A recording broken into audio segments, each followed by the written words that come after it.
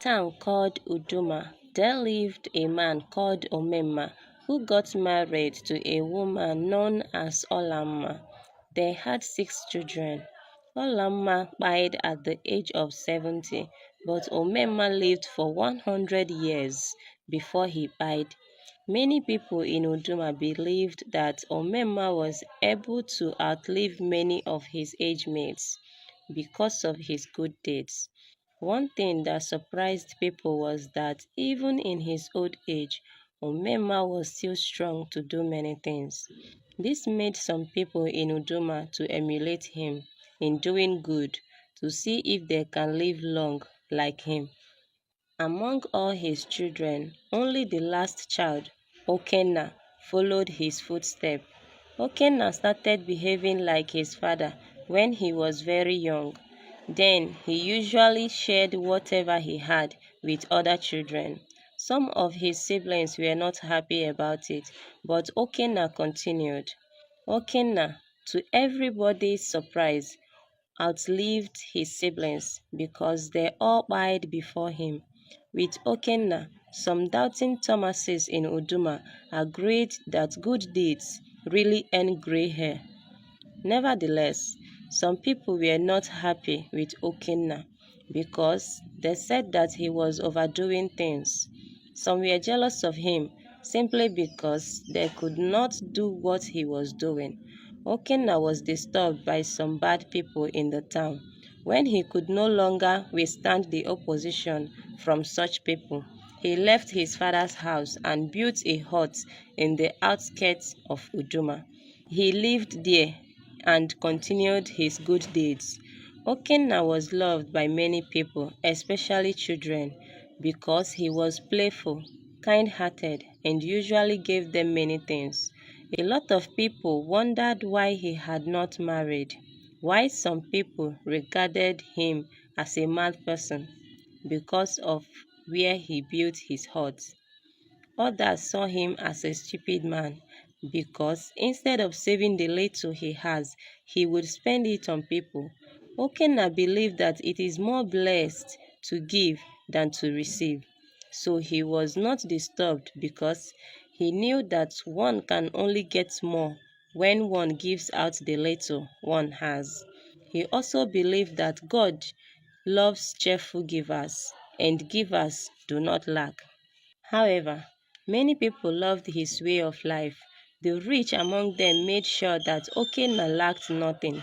They always supplied him many items, with which he settled his numerous friends, especially school children. Children loved him so much and nicknamed him Mr. Do-Good. At times, they called him Mr. DG for short. Before long, this nickname replaced his real name that people rarely remembered nor call him Okenna. Chief Egowa was a very wealthy man in Uduma.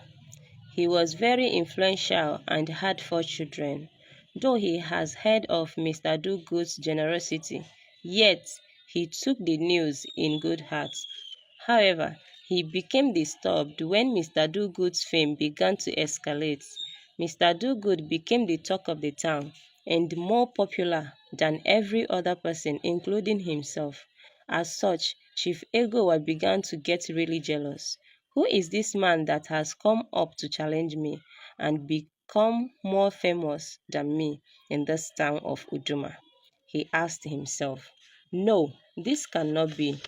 I, Chief Egowa, cannot allow such a thing to happen, he muttered to himself angrily. From that day onwards, Chief Egowa began to think of how best to unalive Mr. Do-Good.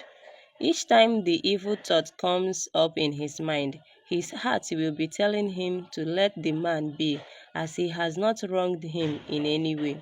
Because of that, he decided to call Mr. Do-Good to stop doing whatsoever that is making him to be popular.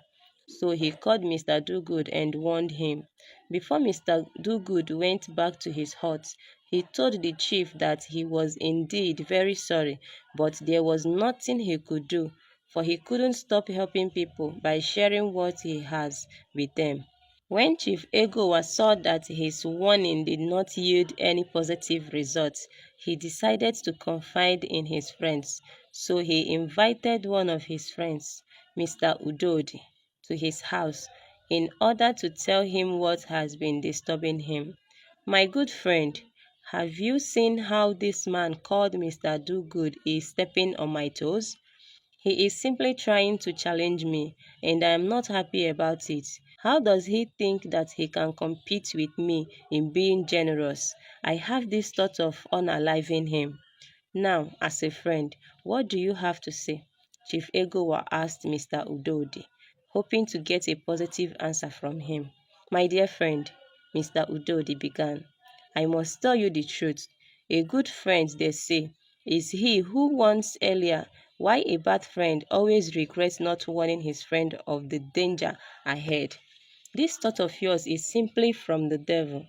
Mr. Dogood, as far as I'm concerned, is not competing with you in any way.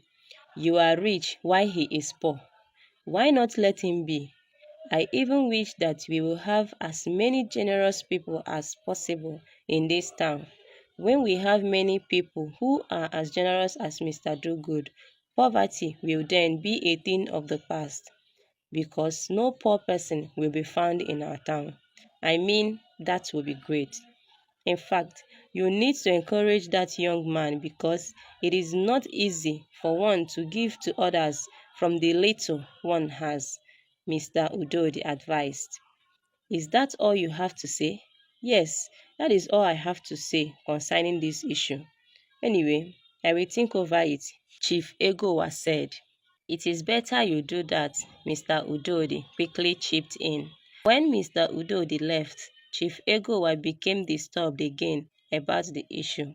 The next day, he sent for another close friend of his, Mr. Kambiri. As soon as the man arrived, Chief Egowa presented the case to him. To his greatest surprise, Mr. Kambiri, who has never disagreed with him in anything before, said almost the exact things Mr. Udodi has told him. He sincerely pleaded with Chief Egowa not to hurt Mr. Dogood. Chief Egowa then decided to do as his friends have advised him. Some months later, Chief Egowa still noticed that Mr. Dogood's popularity was growing beyond imagination. The last straw that broke the camel's back was the day women and children sang Mr. Dogood's praise in the market square and wishing him everything good.